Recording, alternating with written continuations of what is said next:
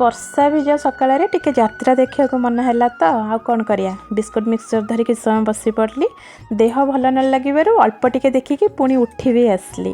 ପେଟରେ ଭୋକ ଥିଲେ ବି ଇଚ୍ଛା ହେଉନଥିଲା କିଛି ଖାଇବାକୁ। ବାଧ୍ୟ ହୋଇକି ଯୋଡ଼େ ଅଙ୍ଗୁର ଆଉ ଗୋଟେ କଦଳୀ ଖାଇଲି। ତାପରେ ବି ମନ ହେଉଥିଲା କିଛି ଟକଟକିଆ ଖାଇବାକୁ। ଖରା ବର୍ଷା ଶୀତ ଯାହା ବି ହେଉ ମୋତେ ବେଳେବେଳେ ଟିକେ ଇଚ୍ଛା ହୁଏ ଆଇସ୍କ୍ରିମ୍ ଖାଇବା ପାଇଁ। ସ୍ୱାମୀ ତ ଅଫିସରେ ଥିଲେ, କିନ୍ତୁ ସେ ଦେଇକି ଯାଇଥିବା 2ଟି ଚକୋଲେଟ୍ ମୋ ପାଖରେ ଥିଲା। ତାପରେ ଚକୋଲେଟ୍ରୁ ଆଇସ୍କ୍ରିମ୍ ତିଆରି କରିବାକୁ ମୁଁ ଲାଗି ପଡ଼ିଲି। ୟା ପାଇଁ ପ୍ରଥମେ ଗରମ ପାଣିରେ ଚକୋଲେଟ୍ ମେଲ୍ଟ ହେବା ଯାଏଁ ପକାଇବା। ଗୋଟେ ପଟ ସାଇଡ଼୍କୁ ସବୁ ଚକୋଲେଟ୍ କରିକି ଆରପଟ ସାଇଡ଼୍କୁ କାଟିଦେବା। ଅଳ୍ପ ଟିକେ କ୍ଷୀର ଦେଇକି ଗୋଟେ କାଠି ସାହାଯ୍ୟରେ ଗୋଳେଇ ଦେବା। ମନପସନ୍ଦର ଡ୍ରାଏ ଫ୍ରୁଟ୍ସ ଆଡ଼୍ କରିପାରିବେ। ମୁଁ ସ୍କିପ୍ କରିଦେଇଛି କାରଣ ମୋ ପାଖରେ ନଥିଲା।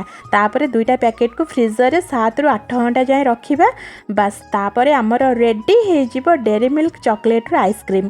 ଏଇ ଯେଉଁ ବର୍ଷା ପାଗକୁ ମଝିରେ ମଝିରେ ପୁଣି ଲାଇନ୍ ପଳାଉଥିଲା, ସେଥିପାଇଁ ଭଲ ଭାବରେ ସେଟ୍ ହେଇପାରିଲାନି।